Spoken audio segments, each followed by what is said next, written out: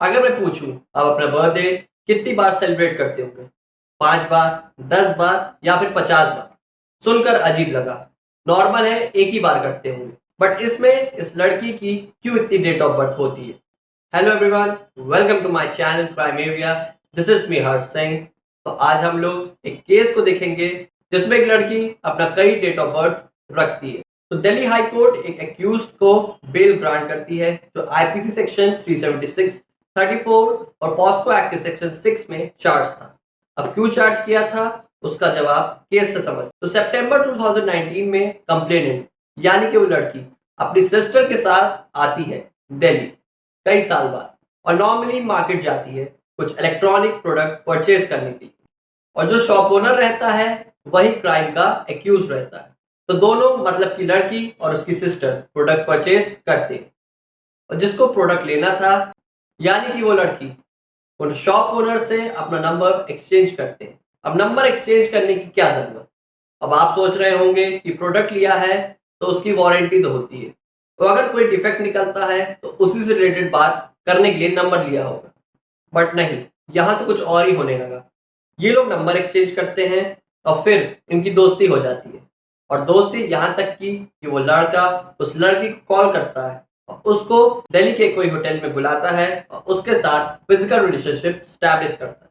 अब यहाँ एक आप बात नोट कीजिए कि लड़की ने यहाँ मना नहीं किया, वो अपने कंसेंट से गई क्योंकि दोस्ती थी। लेकिन दोस्ती तो अब उसने निभाई, उस लड़की को होटल में बुलाया, उसके साथ फिजिकल रिलेशनशिप बनाया और उसने सभी चीजों को वीडियो रिकॉर्डिंग किया। तो वीडियो बनाई और फिर ब्लैकमेल किया और कहा कि अगर तुमने और लोगों के साथ फिजिकल रिलेशनशिप नहीं बनाया तो ये वीडियो वायरल कर दूंगा।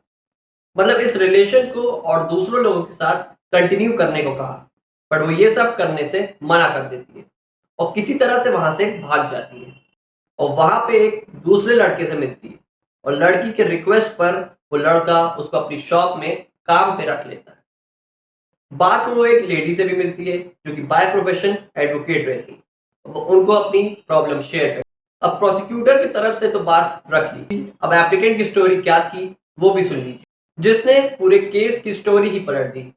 उसने कहा ये इंसिडेंट 2019 का है और इसमें लड़की की 4 अलग अलग डेट ऑफ बर्थ है। आधार कार्ड के अकॉर्डिंग वो प्रोसिक्यूट्रिक्स यानी कि लड़की की डेट ऑफ बर्थ 1 जैन 1998 है यानी कि 24 साल, और पैन कार्ड के अकॉर्डिंग उसकी डेट ऑफ बर्थ 25 फरवरी 2004 है यानी कि 18 साल। लड़के के वेरिफिकेशन के अकॉर्डिंग उसकी डेट ऑफ बर्थ 1 जून 2005 है यानी कि 17 साल। अब देखिए कहाँ की बात कहाँ आ गई। जब इतनी डेट ऑफ बर्थ पाई गई तो केस और कॉम्प्लिकेटेड हो गया और लड़के ने यह भी कहा कि date of birth POCSO act के चार्जेस को इंक्लूड करने के लिए इंटरचेंज की गई। मतलब इस लड़के का कहना था कि लड़की को माइनर प्रूव करने के लिए पॉस्को एक्ट लगाया गया है। लड़के ने एज्यूम किया कि एलिगेशंस ट्रू और डेट ऑफ इंसिडेंट भी सेम, और लड़की ने एडमिट किया कि वो वहां से भाग गई। बट एक चीज माइंड में स्टक करती है कि एफआईआर 30 अप्रैल 2022 को जाकर क्यों रजिस्टर की गई जबकि इंसिडेंट तो 2019 का है। इस 3 साल के टाइम पीरियड में क्यों एफआईआर रजिस्टर करवाना याद नहीं रहा। नॉर्मली इंसिडेंट के दिन या फिर उसके नेक्स्ट डे रजिस्टर की जाती है, बट इतना टाइम गैप का रीजन लड़के ने तो नहीं बताया, बट उस लड़के ने बताया क्योंकि एक्यूज था। उसने कहा कि ये लड़की मनी एक्सटॉर्ट कर रही थी और जब एप्लीकेंट यानी कि उस लड़के ने देने से मना कर दिया, उसकी इलीगल डिमांड को फुलफिल नहीं किया, तो लड़की ने एफआईआर दर्ज कर दी। और पुलिस के अकॉर्डिंग ये भी बताया गया कि 21 अप्रैल 2022 को ये लड़का उस लड़की की कंप्लेन करता है कि वो उससे पैसे मांग रही है। तब लड़के के अगेंस्ट एफआईआर दर्ज करवाने से 10 दिन पहले ये लड़के ने कंप्लेन लिखा। यहाँ तक कि उस लड़के ने बताया कि मैंने अपने अकाउंट से अप्रॉक्स 4 लाख डिपॉजिट किया है उस लड़के के अकाउंट पे। और यही नहीं, साथ ही उस लड़के के अकाउंट में भी। कौन लड़का? वही जिसने उस लड़की को अपने शॉप पे रखा था। एक्यूज ने यह भी कहा कि उस होटल के स्टाफ को भी एग्जामिन नहीं किया गया, वही होटल जिसको लड़की के अकॉर्डिंग वहां वो लड़का ले गया था। ना उस लड़की का आधार कार्ड वेरीफाई किया गया, ना उसका मल्टीपल इंस्टाग्राम अकाउंट, और ना ही उस लड़के के नेबर्स से पूछताछ की गई। मतलब एक तरह से फॉल्ट एग्जामिनेशन। बाद में इनकी कुछ ट्रैवलिंग की फोटोज भी साथ में पाई गई, उसको भी इन्वेस्टिगेट नहीं किया गया। और मेन पॉइंट यहाँ पे ये स्टैब्लिश हुआ जब नॉर्मली दोनों का रिलेशन था तो ये सब चार्जेस क्यों ऐड हुए। फिर जहां ये दोनों गए थे वहां के वेरिफिकेशन की रिपोर्ट के अकॉर्डिंग इस लड़की की डेट ऑफ बर्थ 1 जून 2005 थी, यानी कि 17 साल। मतलब हर जगह डिफरेंट डेट ऑफ बर्थ।